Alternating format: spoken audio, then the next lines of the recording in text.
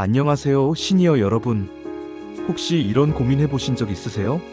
삼성전자 주식은 사고 싶은데 너무 비싸고, 그렇다고 작은 회사 주식 하나만 사기엔 불안하고, 아니면 미국 주식에 투자하고 싶은데 어떤 회사를 골라야 할지 모르겠고, 투자에는 유명한 격언이 있습니다.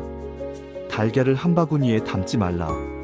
오늘은 이런 고민을 한 번에 해결해주는 ETF에 대해 이야기해 보겠습니다.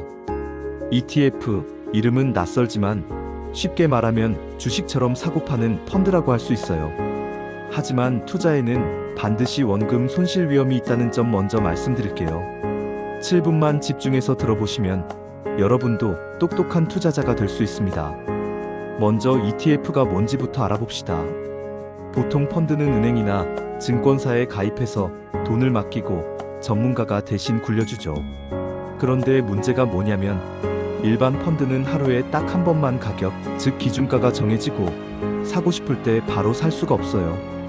ETF는 이 펀드를 주식처럼 증권시장에 상장해 놓은 상품이에요. 그래서 주식처럼 장이 열려있는 시간에는 언제든지 사고 팔 수 있고 가격도 실시간으로 변합니다.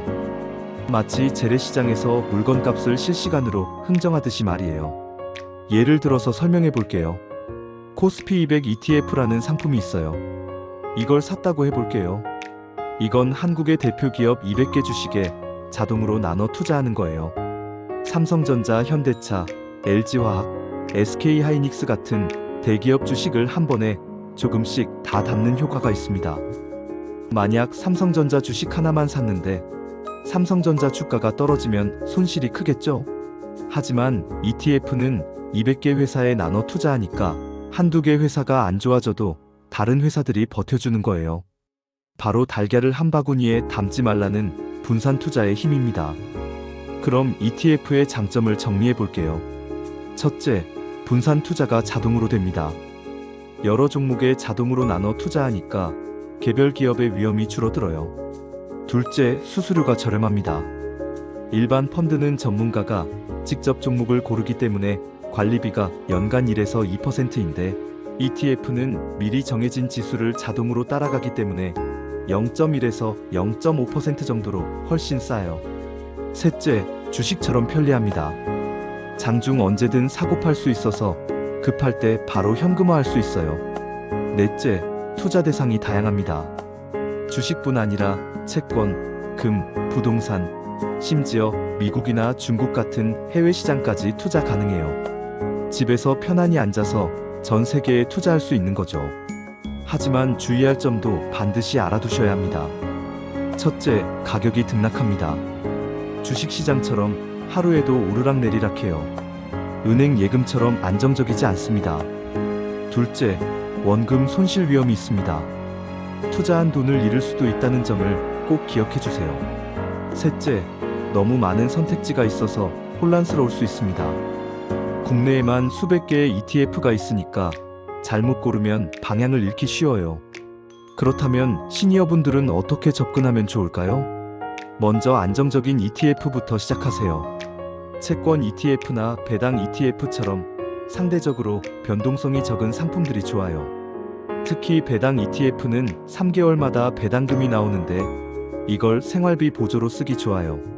마치 적금 이자를 받는 것처럼 정기적인 현금 흐름을 만들 수 있거든요. 그리고 무리하지 마세요. 젊은 사람들처럼 20년, 30년 장기 투자보다는 5년에서 10년 정도의 중기 투자를 권장합니다. 은퇴 후에는 자산의 보존과 정기적인 현금 흐름 확보가 더 중요하니까요. ETF를 아주 쉽게 비유해서 설명해 볼게요. 재래시장에 가면 과일 바구니를 파는 곳이 있잖아요. 사과만 따로 사려면 비싸고, 배만 따로 사려면 또 비싸고. 하지만 과일 바구니 하나를 사면 사과, 배, 포도, 귤을 조금씩 다 맛볼 수 있어요. ETF가 바로 이 과일 바구니 같은 거예요. 삼성전자 주식만 따로 사려면 비싸지만 ETF 바구니 하나를 사면 삼성전자, 현대차, LG화학을 조금씩 다 가질 수 있는 거죠. 그리고 이 바구니를 주식처럼 언제든 사고 팔 수 있고요. 한 가지 더 팁을 드리자면 ETF를 살 때도 세금을 고려하세요. 국내 ETF는 배당 소득세 15.4%가 부과되고 해외 ETF는 조금 더 복잡한 세금 구조를 가지고 있어요. 투자하기 전에 이런 부분도 전문가와 상담해 보시기 바랍니다. 오늘은 ETF 기초를 알아봤습니다. ETF는 시니어분들에게도 충분히 유용한 투자 도구가 될 수 있어요. 다만 원금 손실 위험이 있다는 점을 꼭 기억하시고 본인의 위험 감수 능력에 맞춰서 조금씩 시작해 보세요. 다음 시간에는 시니어분들에게 특히 인기 있는 배당 ETF에 대해 자세히 알려드리겠습니다.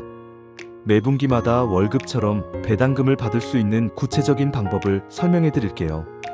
오늘 영상이 도움이 되셨다면 구독과 좋아요 꼭 눌러주세요. 여러분의 관심이 더 좋은 콘텐츠를 만드는 원동력이 됩니다. 건강한 투자로 여유로운 노후 생활 만들어 가시기 바랍니다. 본 영상은 일반적인 금융 정보를 공유하는 목적으로 제작되었으며 구체적인 투자 조언이나 특정 종목 추천이 아닙니다. 투자에는 반드시 원금 손실 위험이 있으니 투자 결정은 신중히 하시고 필요시 전문가와 상담하시기 바랍니다.